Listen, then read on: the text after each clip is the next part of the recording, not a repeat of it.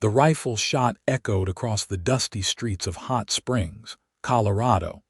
But Cassandra Nelson hardly flinched as she pressed her daughter's head against her shoulder, shielding the child's eyes from the public hanging taking place in the town square.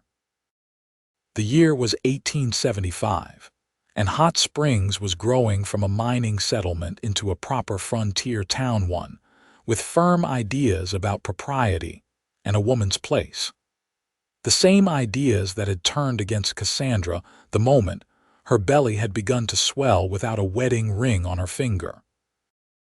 "Don't look, Elizabeth," she whispered to the 4-year-old in her arms, though the child was already burying her face in her mother's worn shawl. The crowd parted slightly as Cassandra moved through it, people shifting away as if her shame were contagious. The whispers followed her as always. "There goes the Nelson woman and her bastard. Shameless, walking about town bold as brass. Wonder which miner left her with that burden."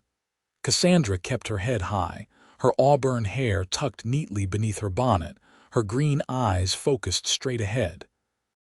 4 years of such treatment had hardened her to the barbs, though they never ceased to sting. She was 25 now, old enough to weather the storm, but young enough that the isolation sometimes threatened to break her. Especially on days like today, when the entire town gathered and she felt most acutely like an outsider. "Mama, I'm hungry," Elizabeth whispered against her neck. "I know, sweetheart, we'll be home soon." Cassandra quickened her pace, heading toward the modest cabin on the edge of town where she earned her living as a laundress and seamstress. It wasn't much, but it was theirs, and it meant she could provide for her daughter without relying on charity, a point of fierce pride. As they left the main street behind, a commotion rose from the direction of the stage-coach office. A cloud of dust announced the arrival of the weekly coach from Denver. Normally, Cassandra would have hurried past, avoiding the curious eyes of newcomers, but Elizabeth wiggled in her arms, always excited by the stagecoach's arrival. "Can we watch, Mama, please?" The child's brown eyes, so like her father's, pleaded up at her. Cassandra hesitated, then nodded. "Just for a moment," she conceded, setting Elizabeth down but keeping a firm hold on her small hand. They stood at a distance, watching as the coach rolled to a stop, the tired horses snorting and stamping. The driver jumped down, followed by 3 passengers. A finely dressed couple who immediately headed toward the hotel, and a tall man in a dust-covered duster coat and wide-brimmed hat. He stretched his long frame, surveying the town with the calculating look of someone deciding whether to stay or move on. When he turned in their direction, Cassandra caught a glimpse of his face, strong-jawed, tanned by the sun, with eyes that seemed to take in everything at once. A cowboy by the look of him, probably just passing through like so many others. Elizabeth waved enthusiastically, and to Cassandra's surprise, the stranger tipped his hat to them with a slight smile. Embarrassed at drawing attention, Cassandra tugged her daughter's hand. "Come along now, Elizabeth." They were halfway home when they heard hoofbeats behind them. Cassandra tensed, instinctively pulling Elizabeth closer. Riders sometimes shouted insults as they passed, especially young cowboys after a few drinks at the saloon. Instead, a deep voice called out politely, "Excuse me, madam." She turned to see the man from the stagecoach, now mounted on a chestnut stallion. Up close, she could see he was perhaps 30, with lines at the corners of his eyes that spoke of years squinting into the sun, and a clean-shaven face that set him apart from the miners and trappers who frequented Hot Springs. "Yes," she answered cautiously. "I'm looking for work in these parts." "Name's Ethan Lawson." He touched the brim of his hat. "I was told there might be ranches hereabouts in need of hands." "The Harrington spread is the largest," Cassandra replied, her tone businesslike. 5 miles west of town, the Circle H brand, they might be hiring." He nodded, his eyes a striking blue that reminded her of mountain lakes lingering on her face a moment longer than necessary. "Much obliged, madam. Mr. Lawson, Mr. Lawson," Elizabeth piped up, bouncing on her toes. "Do you have a horse for me to pet?" "Elizabeth," Cassandra admonished softly. Ethan Lawson smiled, genuine warmth spreading across his features as he looked down at the child. "Well now, Miss Elizabeth, this here is Thunder, and he does enjoy a good petting, provided it's gentle." He swung down from the saddle with easy grace and led the horse closer, keeping a respectful distance from Cassandra. Elizabeth reached out a tentative hand, and Cassandra found herself unable to refuse her daughter this small joy. The cowboy guided the child's hand to the horse's neck, showing her how to stroke the animal. "That's it, nice and easy." "He's so soft," Elizabeth giggled. "He's particular about being groomed," Ethan explained seriously, as if sharing an important secret with the girl. "A vain fellow, my Thunder." Cassandra watched, caught off guard by the man's easy manner with her daughter.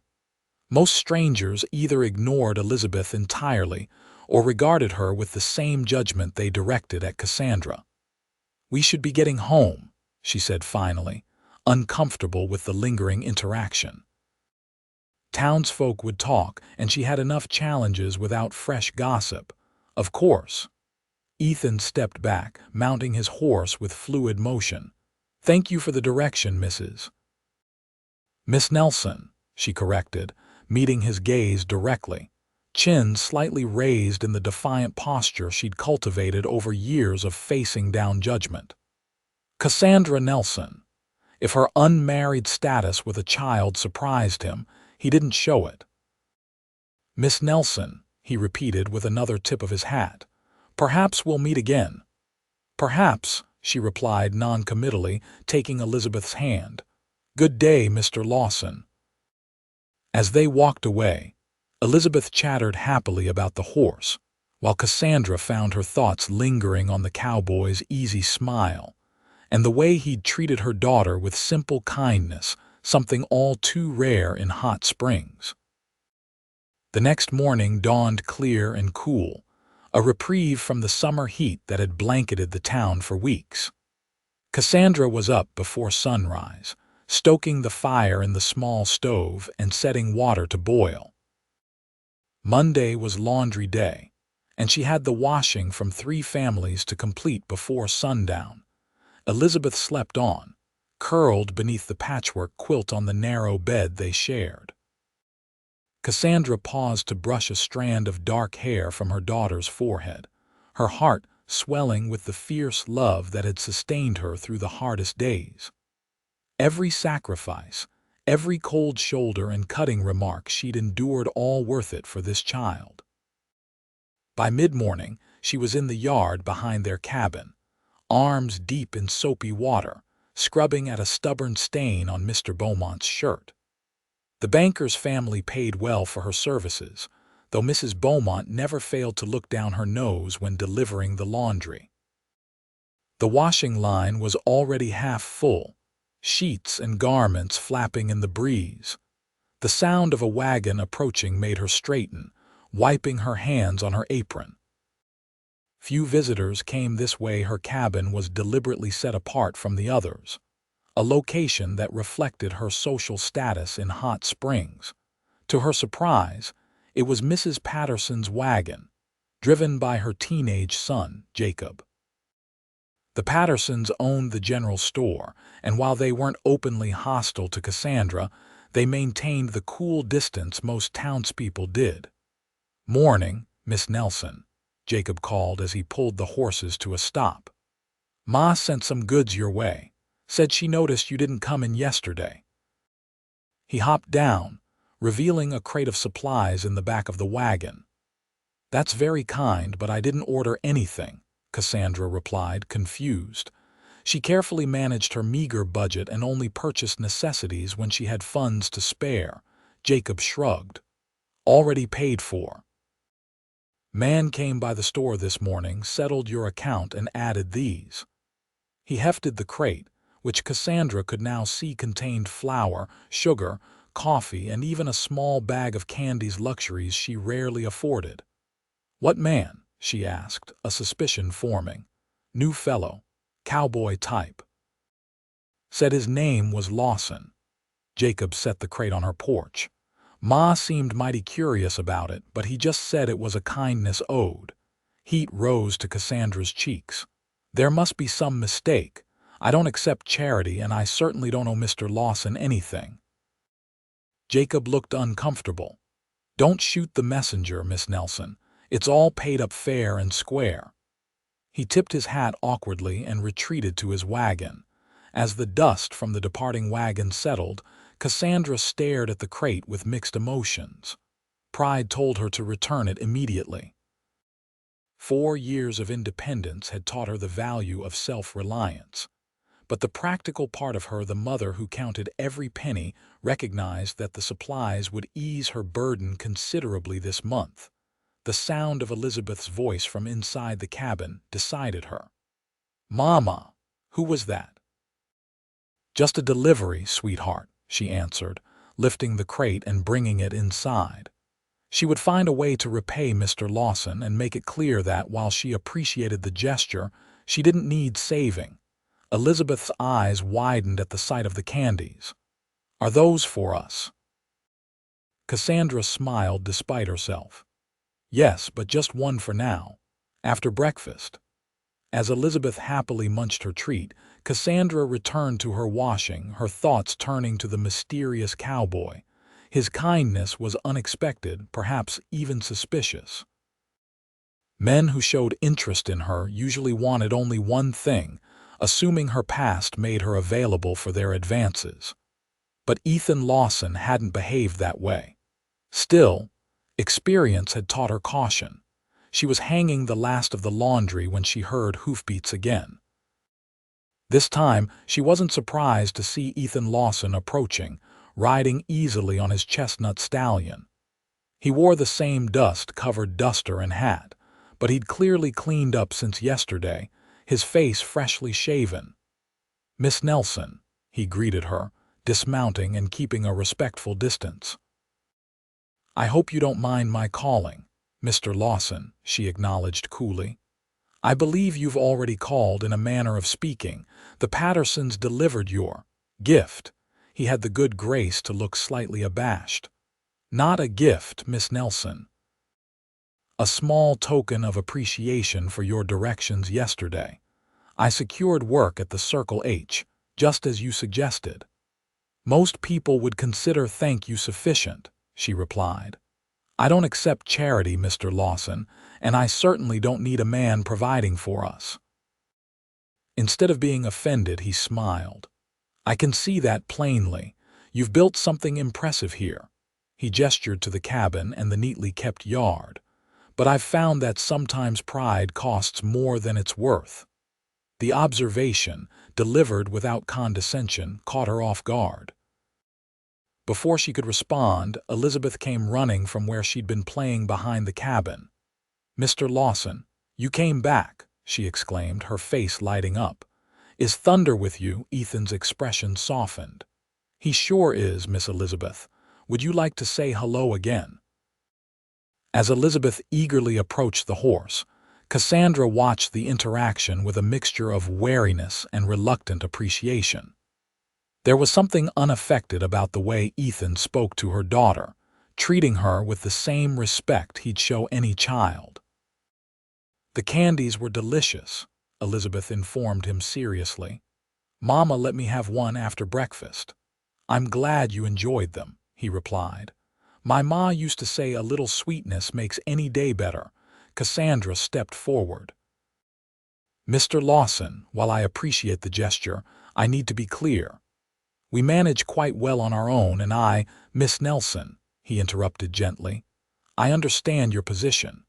Truth is, I've spent most of my life drifting from one place to another, rarely staying long enough to know my neighbors. It's a lonely way to live. A kindness to a child and her mother seemed a fine way to start putting down roots, if only temporarily." There was something in his eyes, a quiet sincerity that made it difficult to maintain her defensiveness. Still, she had learned the hard way that kindness from men often came with expectations. "I'll repay you for the supplies," she said firmly. He shook his head. "No need. But if you're determined, perhaps you'd consider another arrangement. I've taken lodgings above the livery stable, not the most comfortable quarters, and my skills with a needle are limited to stitching leather. I'd gladly pay for some mending and perhaps the occasional loaf of bread, if you're amenable." It was a thoughtful compromise, offering her a way to maintain her pride while creating a legitimate business arrangement. Cassandra considered it, then nodded slowly. "That seems fair. Bring your mending on Sunday afternoon, and I'll have it ready by Wednesday." Ethan smiled, the expression transforming his weathered face. "Much obliged." He turned to Elizabeth, who was still stroking Thunder's neck. "I should be getting back to the ranch, Miss Elizabeth. Mr. Harrington has me breaking horses this afternoon. Can I come watch someday?"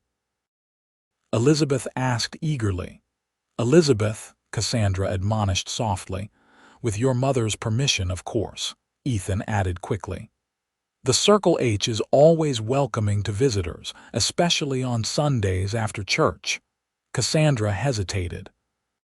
She rarely attended church services anymore, tired of the sidelong glances and whispered comments. But Elizabeth loved the singing, and she was determined her daughter wouldn't be denied the normal experiences of childhood because of her mother's situation. "Perhaps someday," she allowed, unwilling to commit. As Ethan prepared to leave, he paused. "Miss Nelson, I hope I'm not overstepping, but I noticed you have quite a bit of laundry.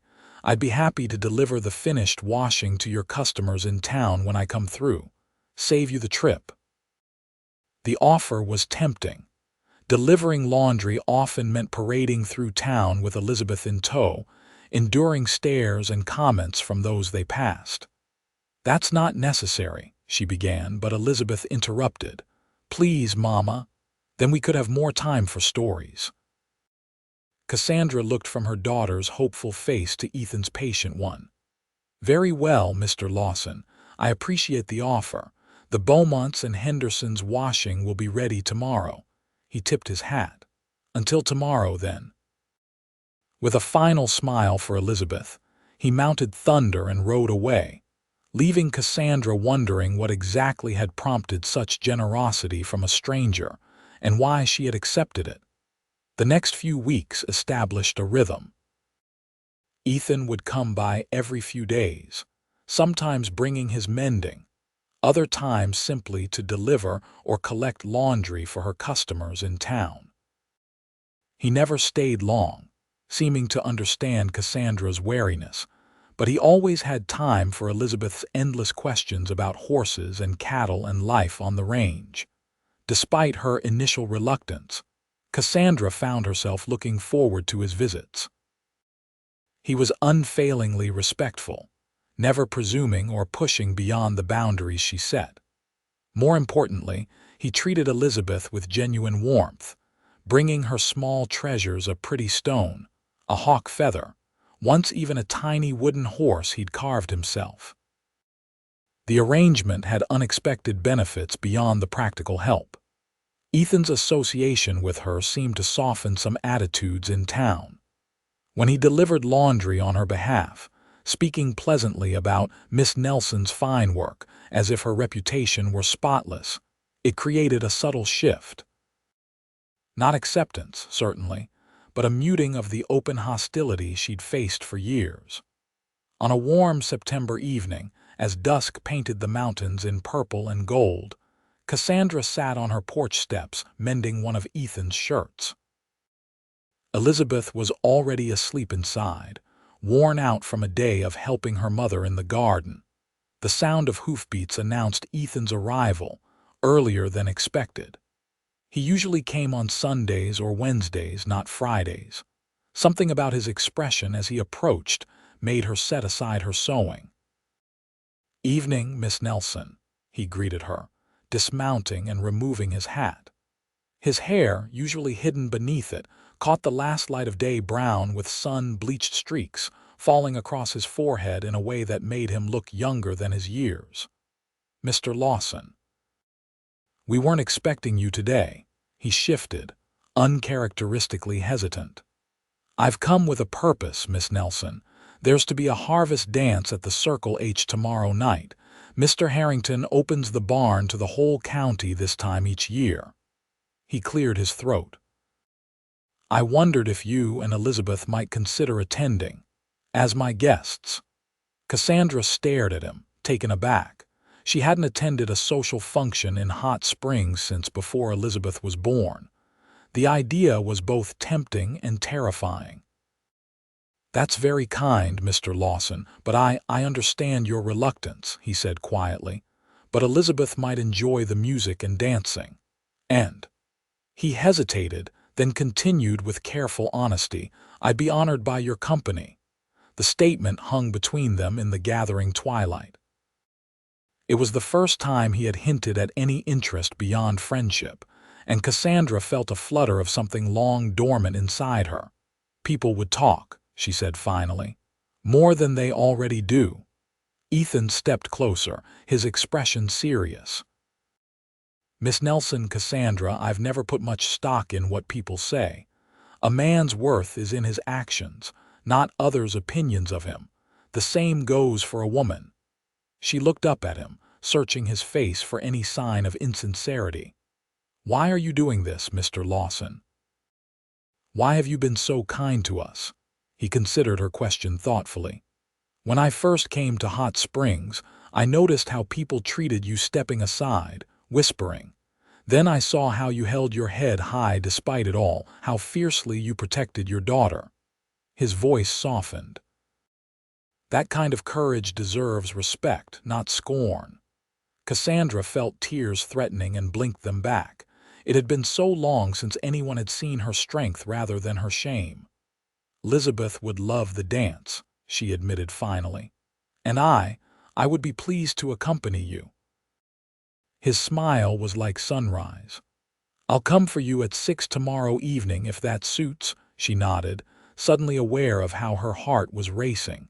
6 would be fine.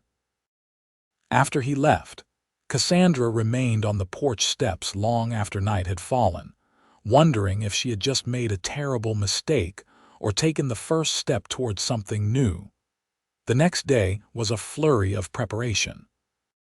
Cassandra unearthed her best dress, a faded blue cotton that had been fine once, before Elizabeth was born and Cassandra's life had changed irrevocably. She washed and pressed it carefully, then did the same for Elizabeth's Sunday dress. She heated water for baths, braided Elizabeth's hair with a ribbon saved from last Christmas, and even dabbed a precious drop of lavender oil behind her own ears, a luxury she hadn't indulged in for years. Elizabeth was beside herself with excitement. "Will there be cake, Mama? And fiddles? Will Mr. Lawson dance with me?" "Yes to all 3, I expect," Cassandra replied, smiling at her daughter's enthusiasm. "But remember your manners and stay close to me or Mr. Lawson." At precisely 6 o'clock, the sound of wheels rather than hoofbeats alerted them to Ethan's arrival. Cassandra opened the door to find him standing beside a rented buggy, dressed in clean denims, a pressed white shirt, and a vest that emphasized the breadth of his shoulders. He traded his dusty hat for a newer one, and his boots were polished to a shine. "Miss Nelson," he said, his eyes widening slightly as he took in her appearance. "You look lovely." Self-conscious, she smoothed the skirt of her dress. "Thank you, Mr. Lawson." Elizabeth bounded out behind her. "Mr. Lawson, is that our carriage, like Cinderella?" He grinned, bowing dramatically to the child. "Indeed it is, Miss Elizabeth. Your chariot awaits." He helped them into the buggy with gentle hands, then climbed up beside them and set the horses in motion toward the Circle H. As they approached the ranch, Cassandra's nervousness grew. Lanterns illuminated the sprawling property, and they could hear music and laughter from the large barn where the dance was being held. Wagons and horses filled the yard, and people in their finest clothes streamed toward the festivities. "Perhaps this was a mistake," she murmured, her courage faltering at the sight of so many townspeople, the same ones who had shunned her for years. Ethan's hand covered hers briefly on the seat between them. "No mistake," he said firmly. "You have every right to be here, Cassandra. Both of you do." The use of her first name gave her a moment's pause, but she found she didn't mind it. Not from him. As expected, their arrival caused a stir. Conversations paused, heads turned, and whispers followed as Ethan helped Cassandra and Elizabeth down from the buggy. But he seemed oblivious to the attention, offering Cassandra his arm as if escorting a lady of quality. "Ready?" he asked softly. She nodded, straightening her spine and lifting her chin. For Elizabeth's sake and perhaps for her own, she would face whatever the evening brought. Inside the barn, hay bales had been arranged for seating, a space cleared for dancing, and tables laden with food and drink lined one wall. The music came from a small group of ranch hands and townsmen with fiddles, guitars, and a harmonica. Mr. Harrington himself approached them, a tall man with a silver beard and the weathered face of someone who'd spent decades under the Colorado sun. "Lawson," he greeted Ethan warmly, then turned to Cassandra with a polite nod. "Miss Nelson, welcome to the Circle H." "And who might this young lady be?" "Elizabeth Nelson, sir," Elizabeth answered for herself, executing a small curtsy that made the rancher's eyes crinkle with amusement. "Well, Miss Elizabeth, we're mighty pleased to have you. There's lemonade and cake over yonder if you've a sweet tooth." His easy acceptance set the tone. While some still watched and whispered, others followed their host's example. Mrs. Harrington came to introduce herself, commenting on the fine stitching of Elizabeth's dress. The blacksmith's wife, who had always been civil if distant when bringing her husband's shirts for washing, actually smiled and asked after Cassandra's garden. Ethan stayed close by her side, his presence both reassuring and strangely exciting. When the music shifted to a lively reel, he turned to Elizabeth first. "May I have this dance, Miss Nelson?" The child's delighted laughter as Ethan twirled her carefully among the other dancers warmed Cassandra's heart. She watched them from the sidelines, aware of the glances from others but finding, for the first time in years, that the judgment in those looks didn't cut quite so deeply.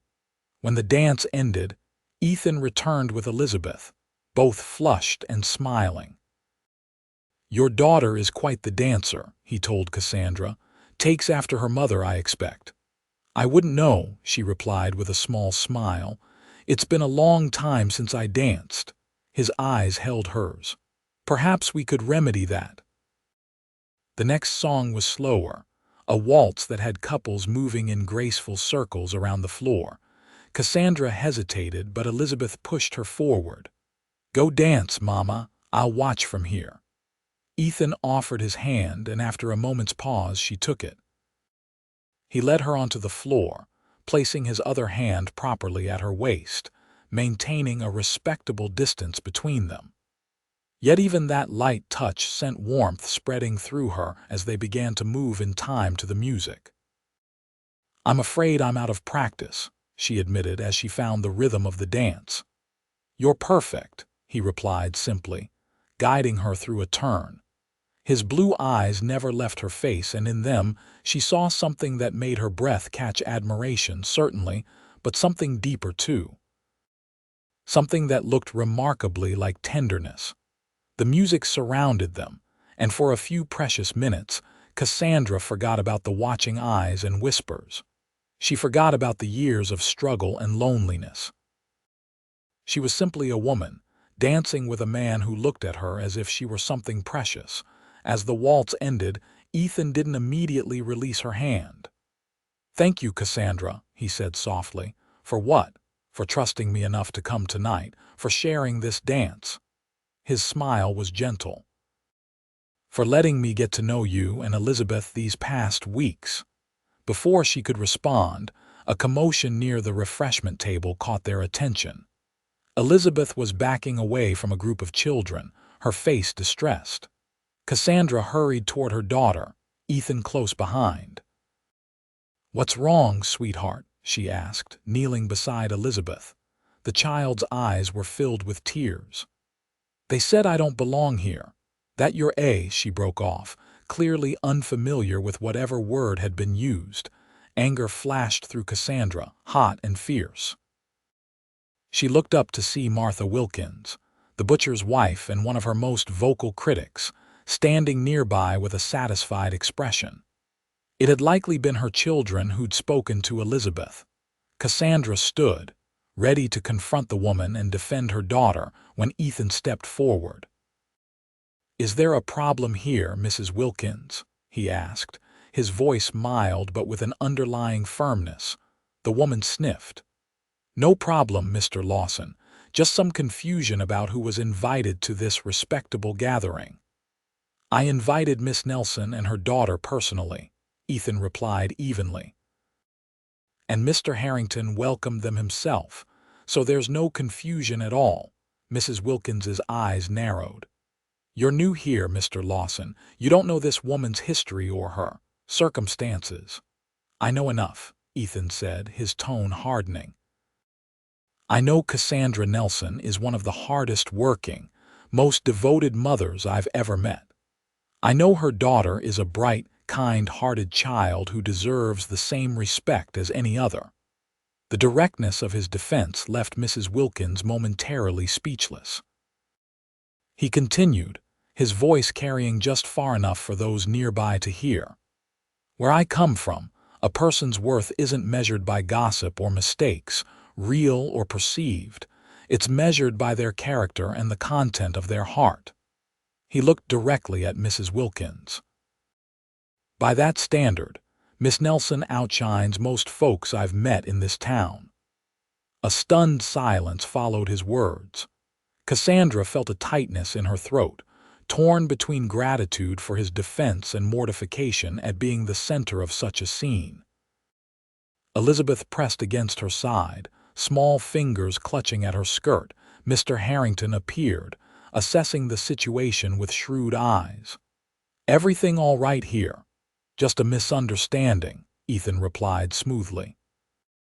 "I believe the children were about to apologize to Miss Elizabeth for their unkind words." Under the rancher's stern gaze, Mrs. Wilkins reluctantly nudged her children forward. Their mumbled apologies were barely audible, but Elizabeth, ever forgiving, nodded her acceptance. The moment passed, the music resumed, and conversation slowly picked up again. But something had shifted.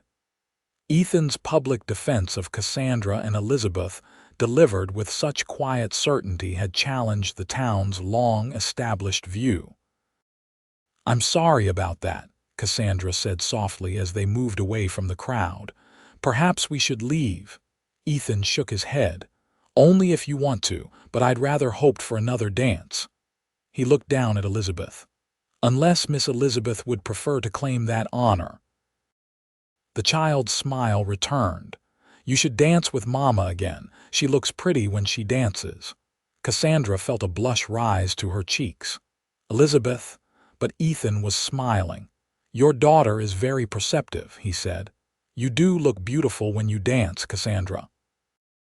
They stayed another hour, and though some still kept their distance, others approached with new curiosity or tentative friendliness.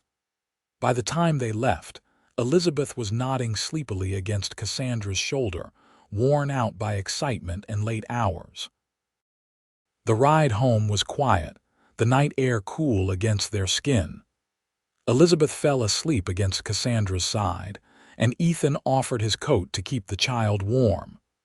The gesture, like so many of his actions, revealed a thoughtfulness that touched Cassandra deeply.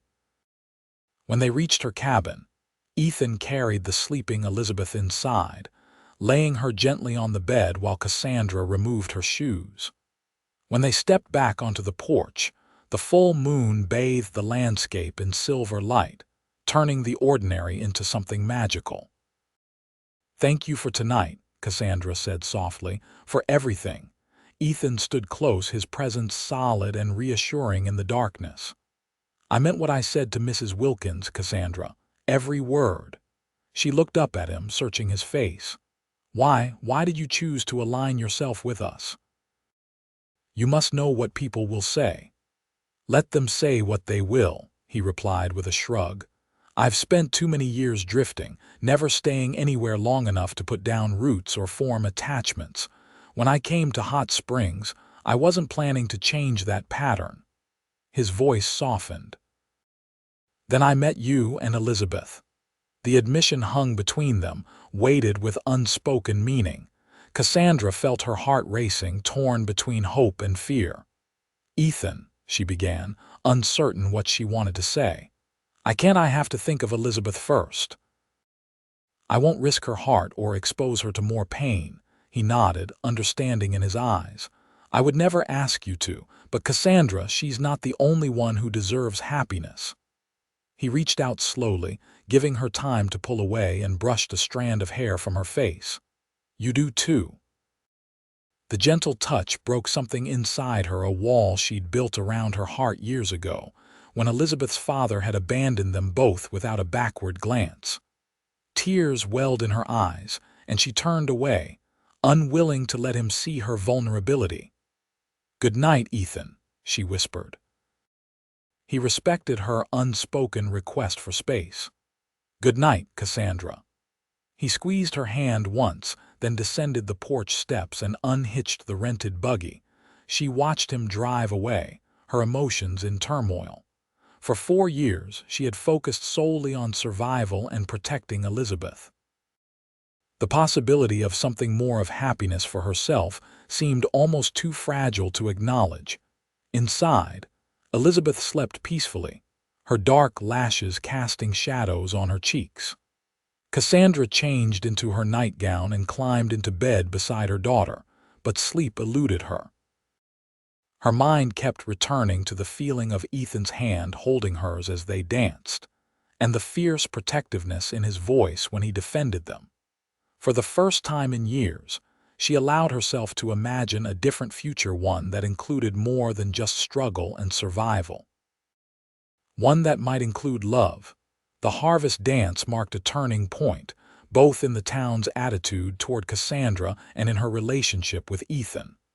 While not everyone's opinion changed overnight, the most vicious gossip subsided. Mrs. Patterson at the general store began holding pleasant conversations, instead of conducting their transactions in stony silence. Reverend Thomas actually nodded to her after Sunday services, which she had begun attending again, partly for Elizabeth's sake and partly because Ethan always saved them seats beside him. As autumn deepened toward winter, Ethan became a regular visitor at their cabin. He often brought small gifts, a brace of rabbits he'd hunted, honey from the Circle H hives, once even a bolt of bright red calico that Elizabeth immediately declared would make the perfect Christmas dress. More precious than the gifts, however, was his time. He taught Elizabeth to ride on a gentle mare he borrowed from the ranch, showed her how to whittle simple shapes from wood, and told her stories of his travels across the Western Territories. With Cassandra, he was unfailingly patient. He never pushed beyond the boundaries of friendship she maintained, though sometimes she caught him watching her with an expression that made her breath catch. They developed a comfortable routine, sharing meals and conversations, working together on small projects around her cabin. He built shelves for her pantry and repaired the sagging porch steps. She knitted him a warm scarf for the coming winter and baked his favorite peach cobbler when fruit was available. It was a Sunday afternoon in late November when everything changed. Snow had fallen the night before, covering Hot Springs in a pristine blanket of white. Elizabeth was thrilled, bundled up in every warm garment she owned as she and Ethan built a snow fort in the yard. Cassandra watched from the porch, smiling at her daughter's laughter. The past months had been transformative for Elizabeth. Always a happy child despite their difficult circumstances, she now blossomed under Ethan's attention. She spoke of him constantly, followed him like a shadow when he visited, and had recently taken to calling him Mr. Ethan instead of the more formal Mr. Lawson. The sound of approaching horses drew Cassandra's attention. 3 riders were coming up the path to her cabin, men she recognized as cowboys from the Circle H. Their expressions were grave. Ethan noticed them too, straightening from his crouched position by the snow fort. "Continue the north wall, Commander Elizabeth," he told the child with a wink. "I need to speak with my fellow soldiers." He crossed to meet the riders before they reached the cabin, and Cassandra moved down the porch steps, suddenly anxious. The men spoke in low tones, but the tension in Ethan's posture told her something was wrong. After a brief conversation, the men tipped their hats to her and rode away. Ethan stood watching them go, his broad shoulders rigid beneath his heavy coat. "What is it?" Cassandra asked when he turned back toward her. He hesitated, glancing at Elizabeth, still happily packing snow. "Cattle rustlers," he said finally, keeping his voice low. "They hit the north pasture last night, took nearly 30 head and shot one of the hands who tried to stop them. He'll live, but it was close." Ethan's jaw tightened. "Mr. Harrington's organizing a posse to go after them." Trails fresh because of the snow, understanding dawned. "You're going with them?" He nodded, regret clear in his eyes. "I have to, Cassandra. These men are dangerous and Harrington's been good to me." A cold that had nothing to do with the snow seeped into her bones. She had heard stories of posses that never returned, of men killed in shootouts with rustlers and outlaws. The thought of Ethan riding into such danger made her stomach clench with fear. "How long will you be gone?" Hard to say. "A few days at least, maybe longer if the weather turns." He stepped closer, lowering his voice further. "Cassandra, I need to ask something of you." "Anything," she replied without hesitation, surprising herself with the readiness of her answer. "The man who was shot, Sam Miller, his wife, is at the ranch with their 3 young children. She's beside herself with worry. Would you consider going to the Circle H while I'm gone, staying with her? Mrs. Harrington asked specifically for you, said you'd understand better than most what Mrs. Miller is going through." The request touched her deeply. Not long ago, the idea of Mrs. Harrington, one of the most respected women in the county, asking for her help would have seemed impossible. "Of course I'll go," she agreed. "Elizabeth and I can be ready within the hour." Relief washed over his face. "Thank you." He reached for her hand, his gloved fingers closing gently around hers. "Cassandra, he stopped, conflict evident in his expression. "What is it, Ethan?" He shook his head. "Nothing that can't wait until I return." His eyes held hers for a long moment. "Take care of yourself and Elizabeth." "And Mrs. Miller too." "I will. And Ethan." It was her turn to hesitate, the words she wanted to say caught in her throat. "Be careful, come back safely." Something softened in his gaze. "Count on it." He crouched down to Elizabeth's level, explaining that he had to go away for a few days, but that she and her mother would be staying at the big ranch where they'd attended the harvest dance. The child's disappointment at his departure was somewhat tempered by the excitement of visiting the Circle H. Within the hour, Cassandra had packed their essentials and secured the cabin. One of the ranch hands arrived with a wagon to transport them to the Circle H, where Mrs. Harrington welcomed them warmly. Sam Miller was in a makeshift sickroom, attended by the local doctor, while his wife, Jenny, sat nearby, her face drawn with worry and exhaustion. Cassandra quietly took charge of the Miller children, 2 boys aged 7 and 5.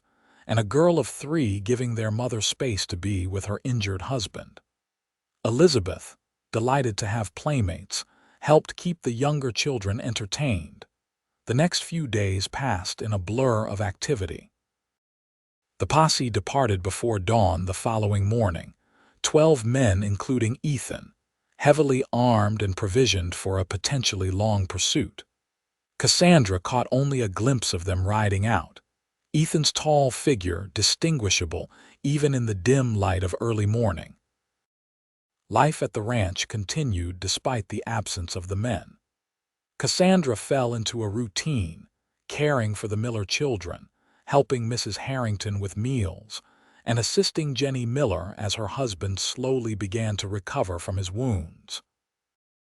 The work was hard but satisfying, and she found unexpected friendship with both women. On the third evening, as they sat around the large kitchen table after the children had been put to bed, Jenny Miller reached across to squeeze Cassandra's hand. "I can't thank you enough for all you've done," she said sincerely. "I don't know how I would have managed without your help." Cassandra smiled. "I'm glad to be of service. Your children are wonderful." Mrs. Harrington nodded in agreement. "You have a gift with them, Cassandra." "Elizabeth, too, she's a credit to you." The older woman's expression grew thoughtful. "Ethan speaks very highly of you both."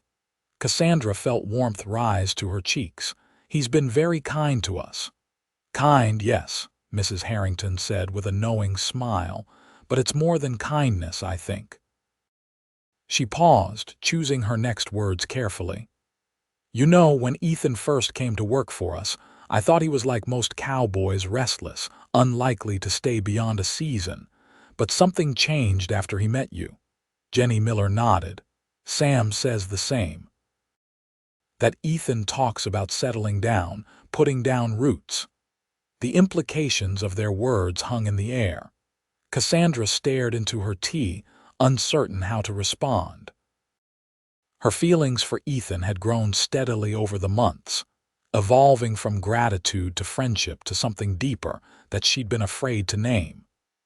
But the idea that he might feel the same way, that he might be considering a future that included her and Elizabeth, was both thrilling and terrifying. "I don't know what Ethan's intentions are," she said finally, her voice soft. Mrs. Harrington patted her hand. "I think you do, my dear. The question is, what are yours?" Before Cassandra could formulate a response, the sound of horses approaching broke the quiet evening. All 3 women hurried to the window, peering out into the darkness. Lanterns bobbed in the distance, coming closer. "It's them," Mrs. Harrington breathed, relief evident in her voice. "They're back."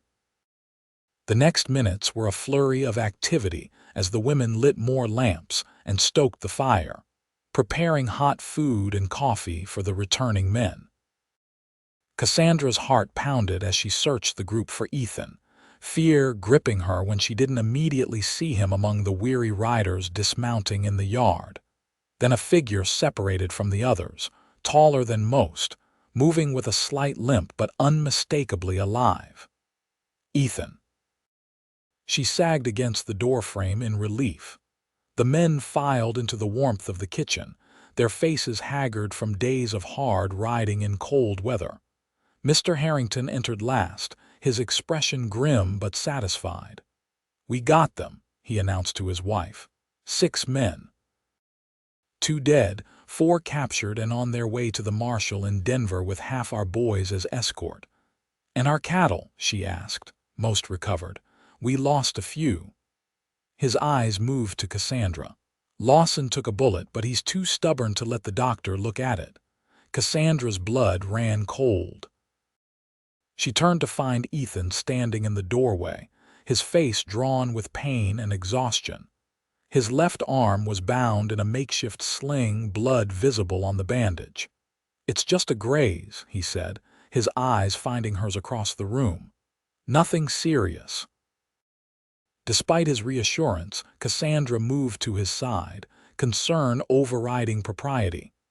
"You need to sit down before you fall down," she said firmly, guiding him to a chair. And you'll let the doctor examine you properly." A ghost of a smile crossed his tired face. "Yes, madam."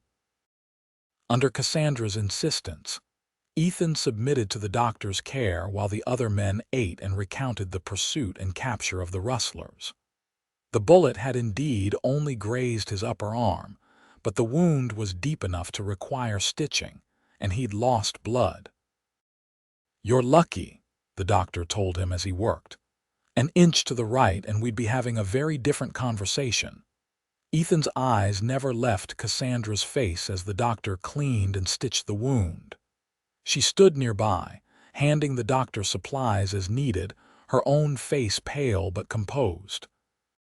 When the medical work was finished, Mrs. Harrington insisted Ethan eat something before resting. The other men had already dispersed to their bunks, and the kitchen was quiet now except for the crackling of the fire. "You should get some rest too, Cassandra," Mrs. Harrington said kindly. "You've been running yourself ragged caring for everyone these past days." Cassandra nodded, suddenly aware of her own exhaustion. "I'll just make sure Ethan has everything he needs first." The older woman exchanged a knowing glance with her husband. "Of course. We'll look in on the children and turn down the lamps." They left the kitchen, leaving Cassandra alone with Ethan. She busied herself preparing a plate of food and a cup of strong coffee, setting them before him with the same care she would show Elizabeth when she was ill. "Thank you," he said, catching her wrist gently before she could move away. "Not just for this, for coming here, helping Jenny and the children." His voice was rough with fatigue. "Mrs. Harrington says you've been amazing." Cassandra smiled slightly. "It was the least I could do. Besides, Elizabeth has enjoyed being here." She hesitated, then added softly, "We were worried about you." His fingers still circled her wrist, warm against her skin. "Were you?" The simple question held layers of meaning.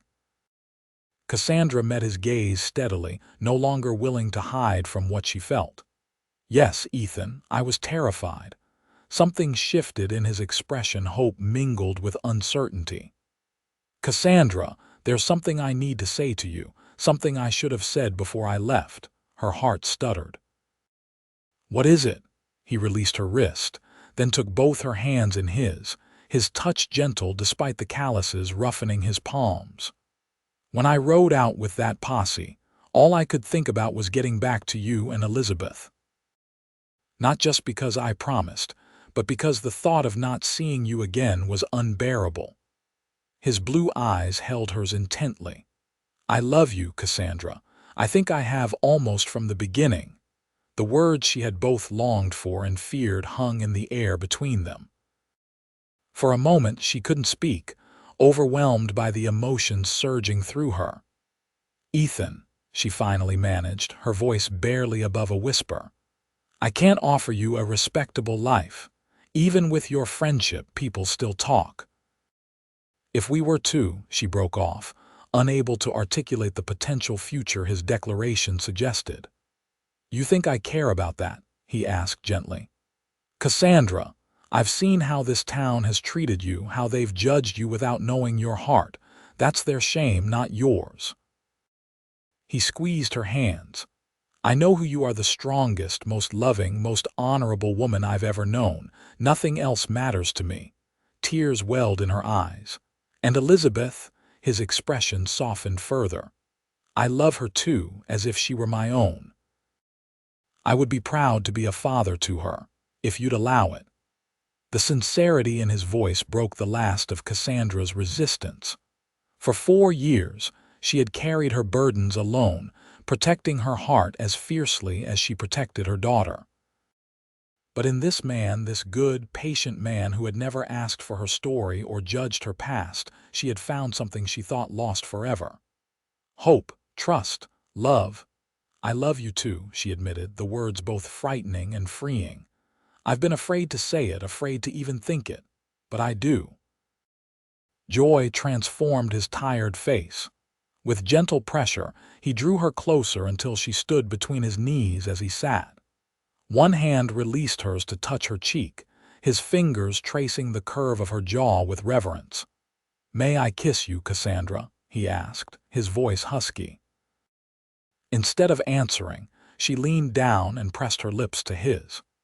It was a gentle kiss, tentative at first, then deepening as years of loneliness and longing gave way to the promise of something new.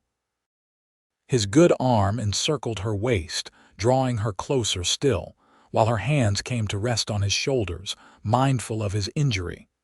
When they finally parted, both slightly breathless, Ethan rested his forehead against hers. "Marry me," he whispered. "Let me spend my life loving you and Elizabeth. Let me be the man who stands beside you, not because you need me to, but because we're stronger together." "Yes," she answered without hesitation, her heart finally unburdened. "Yes, Ethan, I'll marry you." His answering smile was brighter than any sunrise she'd ever seen.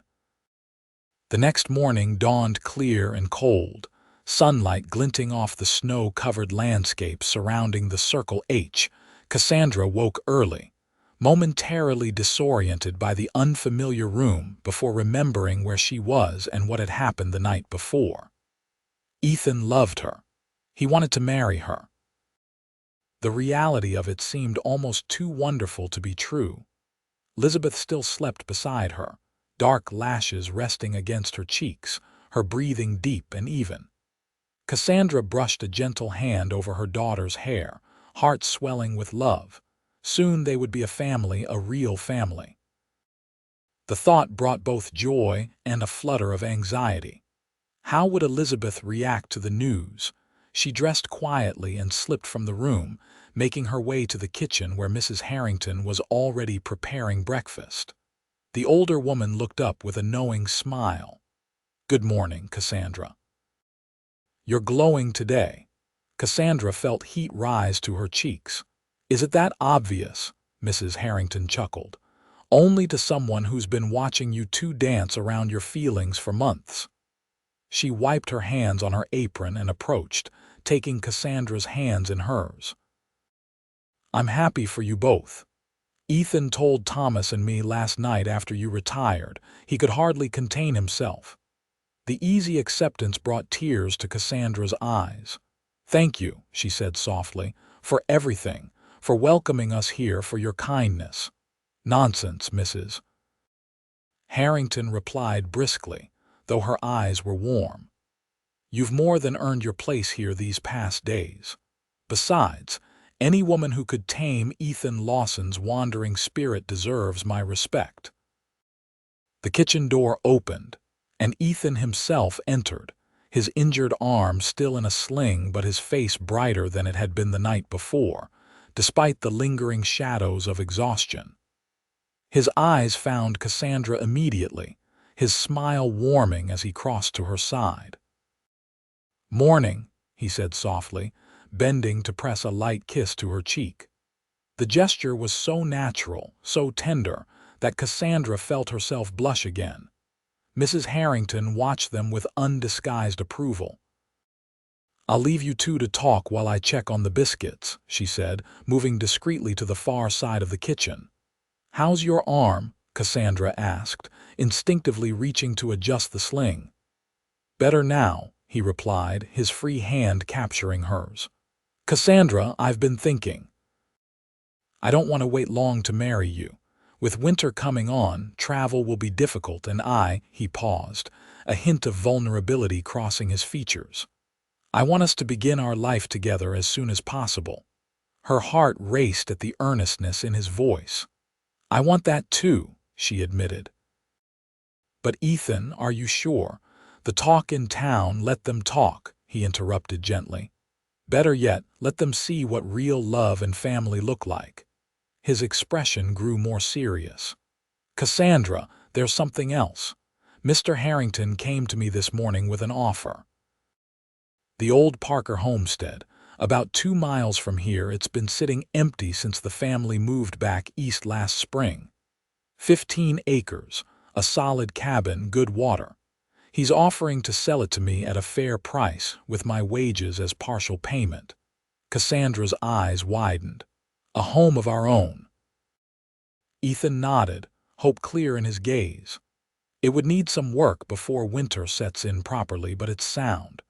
Big enough for us now, with room to expand. As he broke off, a tinge of color rising to his tanned cheeks. As our family grows, he finished softly. The implication sent a warm flutter through her. Children of their own someday, brothers or sisters for Elizabeth. A real home, not just a cabin on the edge of town where they were merely tolerated. It sounds perfect, she said, squeezing his hand. But Elizabeth, I need to talk to her first, make sure she understands. Everything has happened so quickly. Of course, he agreed immediately. We'll talk to her together if you'd like. A patter of small feet in the hallway announced the child in question, who appeared in the doorway rubbing sleep from her eyes. She brightened at the sight of Ethan, rushing toward him with her arms outstretched, only to stop short when she noticed his injury. "Mr. Ethan, you're hurt," she exclaimed, her face creasing with concern. He crouched down to her level, wincing slightly at the movement. "Just a scratch, Miss Elizabeth. Nothing to worry about. The doctor fixed me up good as new." She regarded him skeptically, then turned to her mother for confirmation. "Is he really okay, Mama?" Cassandra nodded, smoothing her daughter's rumpled hair. "He will be with proper rest and care." She exchanged a glance with Ethan. "Sweetheart, Mr. Ethan and I have something important to talk to you about. After breakfast, perhaps." Elizabeth's eyes widened with the natural curiosity of childhood. "Is it a secret? Is it about Christmas?" Ethan chuckled. "Better than Christmas, I hope. But your mother's right, breakfast first. I hear Mrs. Harrington has made her famous biscuits." The meal passed pleasantly, though Cassandra found it hard to concentrate on the conversation around the table, her mind racing ahead to the discussion with Elizabeth. How would her daughter react to such a significant change in their lives? Elizabeth adored Ethan, true, but understanding that he would become her father, that was something else entirely. After breakfast, they retreated to the small sitting room adjacent to the kitchen, where a fire crackled cheerfully in the hearth. Elizabeth settled between them on the sofa, looking from one adult to the other with bright-eyed anticipation. "What's the secret?" she asked immediately. "Are we staying at the ranch forever?" Cassandra took a deep breath, searching for the right words. "Not exactly, sweetheart. But we are talking about a change, a good change, I hope." She glanced at Ethan, drawing strength from his encouraging nod. "Elizabeth, you know how much Mr. Ethan has helped us these past months, how kind he's been to both of us." The child nodded enthusiastically. "He taught me to ride and made me a wooden horse and tells the best stories ever." "That's right," Cassandra continued, smiling at her daughter's assessment. "And you know that I care about him very much, don't you?" "Uh-huh. You smile different when he comes to visit." Elizabeth's observation, delivered with a child's innocent directness, brought color to Cassandra's cheeks. Ethan cleared his throat, amusement dancing in his eyes. "Miss Elizabeth, your mama and I have discovered that we love each other very much. And when grown-ups love each other the way we do, sometimes they decide to get married and become a family." He reached across to take Cassandra's hand. "I've asked your mama to marry me and she said yes, but it's important to us that you're happy about it too." Elizabeth's eyes grew round as saucers. "You're going to be my papa?" she asked, the question directed at Ethan. He nodded solemnly. "If that would be all right with you, I would consider it the greatest honor of my life." For a moment, the child was silent, her young face serious as she processed this monumental news. Then, with the lightning-quick emotional shifts of childhood, her expression brightened into a dazzling smile. "Yes, yes, yes, yes." She launched herself at Ethan, mindful even in her excitement of his injured arm, wrapping her small arms around his neck. "I always wanted a papa. Relief and joy washed over Cassandra as she watched her daughter's enthusiastic acceptance. Ethan's free arm encircled Elizabeth, holding her close, his eyes meeting Cassandra's over the child's dark head. The love she saw there for both her and her daughter filled her heart to overflowing. Elizabeth pulled back suddenly, her face turning solemn again. "But Mama, what about the mean people in town? They say bad things about us. Will they say bad things about Mr. Ethan too?" The innocent question cut to the heart of Cassandra's lingering fears. She looked to Ethan, uncertain how to answer. He shifted Elizabeth gently so she could see his face. "They might, Miss Elizabeth," he said honestly. "Some folks have small minds and smaller hearts. But here's something important I learned a long time ago. What matters isn't what other people think of us, but how we treat each other and the people around us." He glanced at Cassandra, including her in his next words. "If people want to judge us without knowing us, that's their choice. But I'd rather stand with the people I love, doing what's right, than worry about pleasing those who will never be satisfied." His voice deepened with conviction. "Let them shun us if they want to. We'll face it together, as a family." "Then let them shun us together," Elizabeth repeated solemnly, the adult phrasing sounding oddly appropriate from her young lips. Cassandra felt tears well in her eyes at the simple wisdom of it. For so long, she had faced the town's judgment alone, shielding Elizabeth as best she could while bearing the brunt of the gossip and isolation. The thought of having someone beside her, someone who chose to share her burden willingly, out of love rather than obligation, was almost overwhelming. "Together," she agreed softly, reaching out to include both Ethan and Elizabeth in her embrace. "The three of us together." The weeks that followed were a whirlwind of activity. True to his word, Ethan wasted no time in beginning their new life together. The Parker homestead was purchased, and with the help of his fellow ranch hands, he set to work making it habitable before winter's full fury descended on the Colorado mountains. New windows were installed, the roof patched, the chimney cleaned and repaired. A bedroom was added for Elizabeth, with a window that faced east so she could wake with the sun. Cassandra, meanwhile, prepared for the wedding and the move. She sorted through their meager possessions, mended and altered clothes, and began crafting small touches to make the new house a home. Curtains from the red calico Ethan had brought, a braided rug for the hearth, pillows stuffed with the last of autumn's dried grasses. They were married 2 weeks before Christmas in the Circle H's main house, with the Harringtons hosting the celebration. Reverend Thomas performed the ceremony, his initial reluctance overcome by Mrs. Harrington's firm insistence and his own observation of the couple's sincere devotion. Elizabeth stood proudly beside her mother, holding a small bouquet of evergreen sprigs and dried berries, beaming with happiness. To Cassandra's surprise and Ethan's quiet satisfaction, several townspeople attended the wedding. Mrs. Patterson from the general store brought a handsome quilt as a gift. The blacksmith and his wife presented them with a set of iron cookware. Even Dr. Wilson and his family came, bringing jars of preserved fruits from his wife's garden. Not everyone approved, of course. Mrs.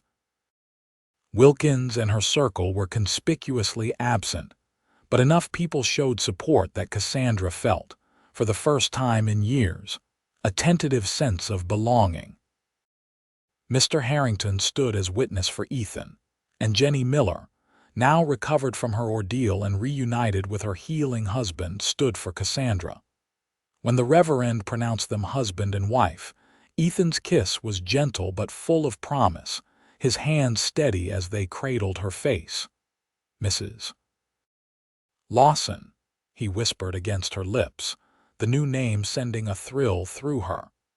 The celebration afterward was simple but joyful. Good food, music from the ranch hands instruments, and dancing that continued well into the evening. Elizabeth, allowed to stay up far past her usual bedtime, eventually fell asleep in Mr. Harrington's large armchair, a smile still on her face even in sleep. As the night deepened and the guests began to depart, Ethan approached Cassandra where she stood speaking with Mrs. Harrington. His expression was one of barely contained anticipation. "Ready to see our home, Mrs. Lawson?" he asked, offering his arm. His injury had healed enough that he no longer needed the sling, though he still favored the arm slightly. She smiled up at him, her heart full. "I am, Mrs." Harrington embraced her warmly. "Elizabeth will be fine here tonight," she assured them. "Thomas and I will bring her out to you tomorrow afternoon." The arrangement had been made days earlier, giving the newlyweds a night alone before beginning their life as a family. Cassandra kissed her sleeping daughter gently, then allowed Ethan to guide her outside where a wagon waited, loaded with their wedding gifts and personal belongings. The journey to their new home took less than half an hour, the moonlit landscape glittering with frost. When they arrived, Ethan helped her down from the wagon, then swept her into his arms before she could take a step toward the house. "Ethan," she gasped, surprised by the sudden movement. "Your arm is strong enough to carry my wife across our threshold," he insisted, his eyes twinkling with mischief and something deeper. "It's tradition, after all." The cabin, their home, was warm and welcoming. A fire blazed in the hearth, casting golden light across the simple but sturdy furniture.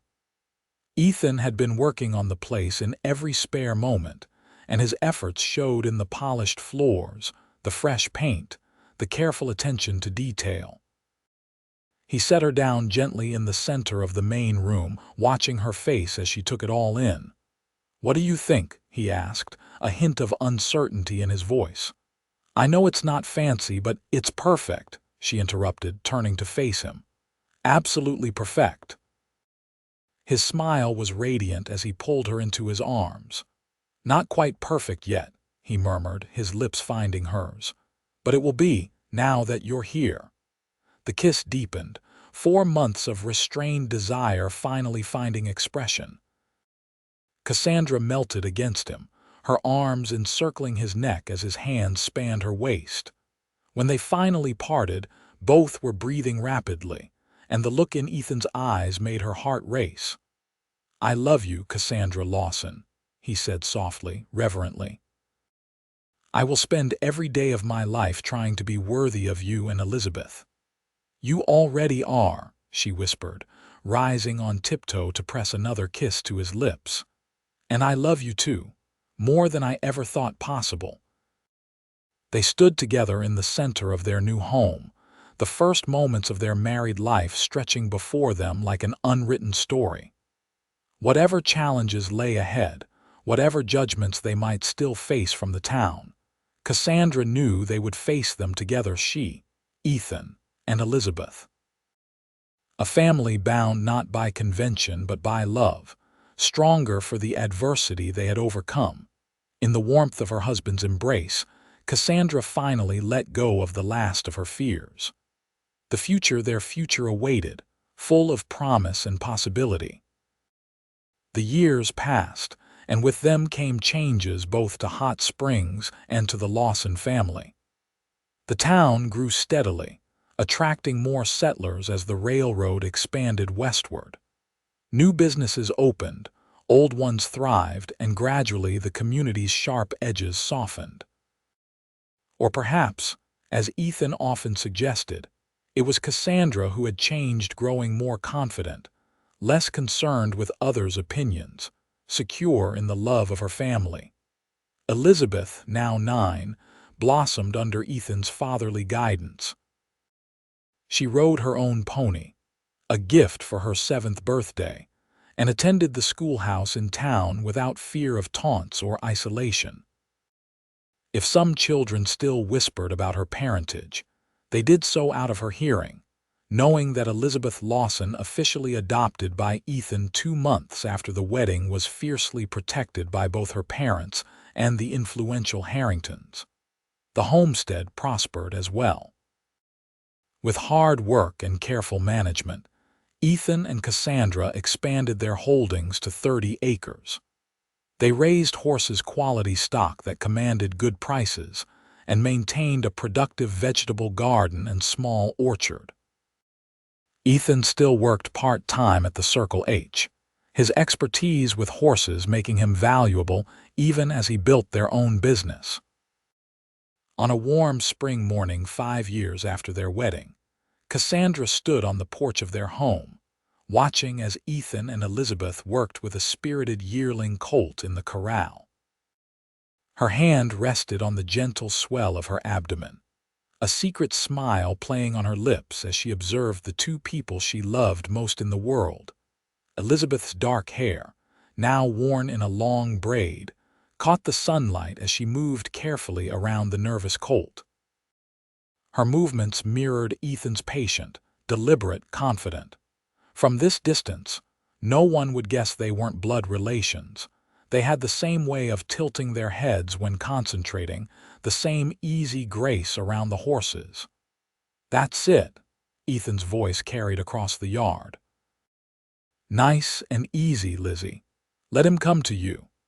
Cassandra's heart swelled with pride as her daughter followed the instruction, holding out an apple with steady hands until the colt cautiously approached.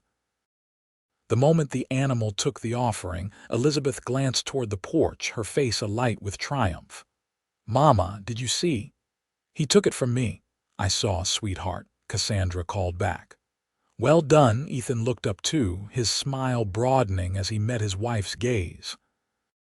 Even after 5 years, that smile still made her breath catch.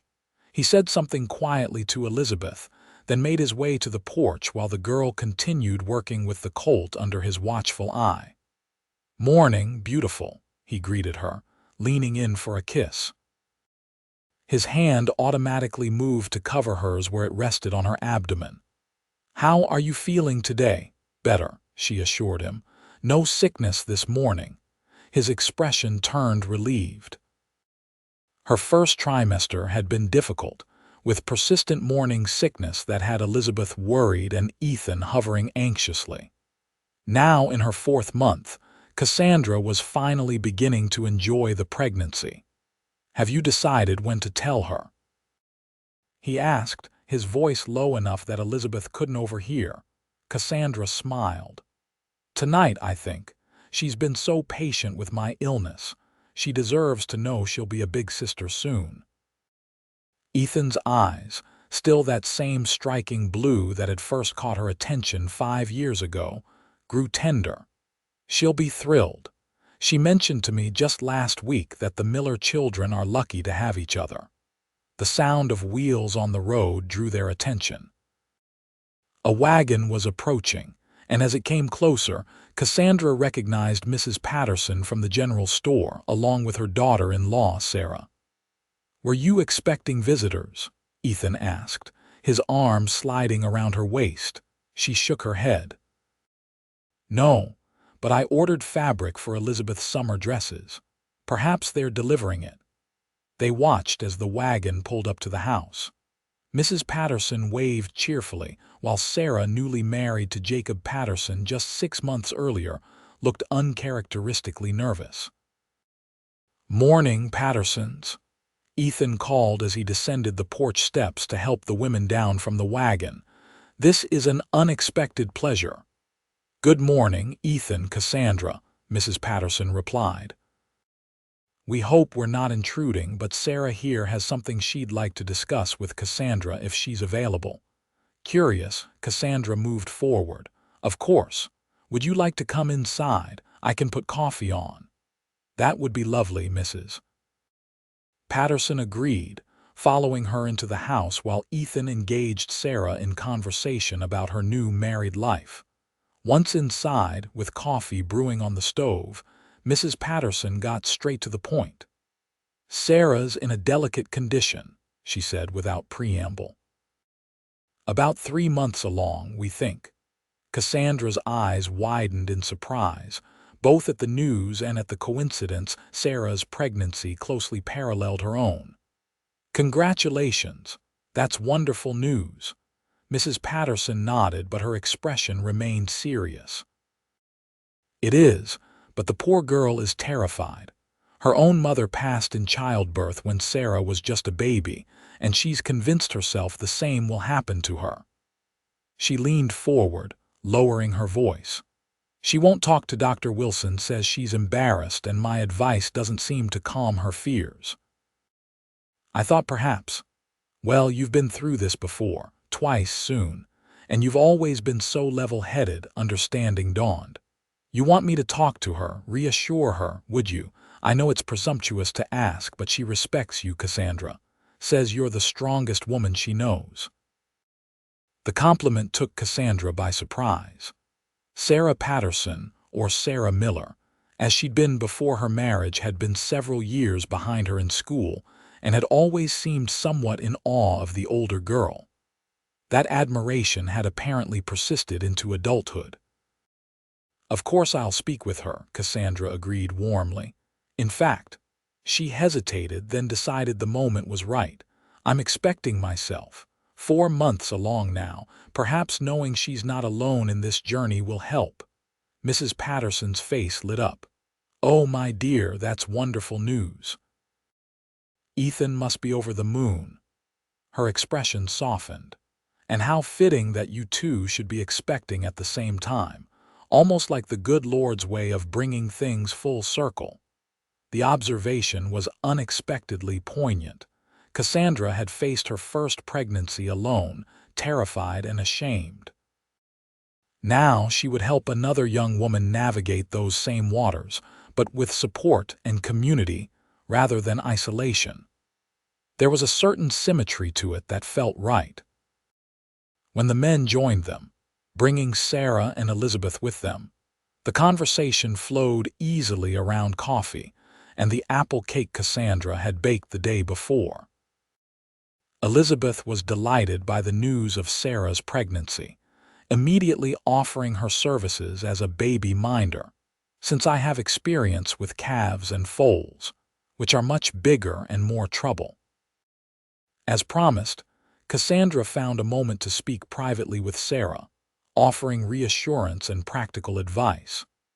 By the time the Pattersons prepared to leave, the younger woman's anxiety had visibly diminished, replaced by a cautious excitement about her coming child. Thank you, Sarah said earnestly as they stood by the wagon. For everything. I was so frightened, but you make it seem manageable. Cassandra squeezed her hand. It is, especially when you're surrounded by people who care for you. And Sarah, she hesitated, then continued softly. I know what it's like to worry about bringing a child into the world without your own mother to guide you. But you have Mrs. Patterson, and Dr. Wilson is an excellent physician. And I'm here if you ever need to talk. Tears welled in the younger woman's eyes. You're too kind, especially after how people treated you when you first came to Hot Springs. That was a long time ago, Cassandra replied, surprised to realize she meant it. The pain of those years had faded, overshadowed by the happiness she'd found since. Things change, people change. As the wagon pulled away, Ethan came to stand beside her, his arm around her waist. Everything all right? She leaned against him, content. Yes, better than all right, actually. She glanced up at his face, still handsome despite the lines that 5 years of Colorado sun and wind had etched around his eyes. Do you remember the first time we met? When Elizabeth and I were walking home from town and you asked directions to the Circle H. He smiled at the memory. Of course. You were so wary, so protective of Elizabeth, but she charmed me immediately, just as her mother did. I was sure you'd be like all the others, judging me, or worse, assuming I was available for certain attentions. She shook her head at her former cynicism. I never imagined you'd change our lives so completely. You changed mine too, he reminded her, pressing a kiss to her temple. Gave me a home, a family, a purpose beyond the next horizon. His hand moved to rest on the subtle curve of her belly, and now another blessing on the way. From the corral, Elizabeth called for them to watch as she demonstrated a new trick she'd taught her pony. They turned as one to applaud her accomplishment, their faces wreathed in matching expressions of pride and love. That evening, after sharing the news of the coming baby with an ecstatic Elizabeth, the family sat on the porch watching the sunset paint the mountains in hues of gold and crimson. Elizabeth peppered them with questions about the baby. Would it be a boy or girl? Could she help name it? Would it sleep in her room? Until she finally succumbed to yawns and was sent to bed with promises of more discussion tomorrow. Alone at last, Cassandra settled into the circle of Ethan's arm on the porch swing he'd built for her 3rd anniversary gift. The spring air was cool but not uncomfortably so, fragrant with the scent of the apple blossoms from their small orchard. Happy? Ethan asked softly, his fingers tracing idle patterns on her shoulder. Completely, she assured him, nestling closer. I was thinking about what Mrs. Patterson said today about things coming full circle. When I first arrived in Hot Springs with Elizabeth, I was certain we'd never belong, never be accepted. I was prepared to live our whole lives on the margins. Ethan nodded, understanding in his eyes. And now, she smiled, the expression visible even in the gathering darkness. Now I realized that the judgment I feared so much had power only because I believed I deserved it, because I saw myself through their eyes instead of my own. She placed her hand over his where it rested on her abdomen. You helped me see differently. You and Elizabeth. You did the same for me, he replied, his voice deep with emotion. I was drifting, rootless, afraid to stay anywhere too long in case I found someone worth losing. He drew her closer, his lips brushing her hair. You gave me courage to put down roots to build something lasting. They sat in comfortable silence for a while, watching as the first stars appeared in the deepening blue of the sky. From inside the house came the familiar creaks and sighs of a home settling for the night. Their home, built with love and perseverance, strong enough to withstand whatever storms might come. Do you ever wonder about him?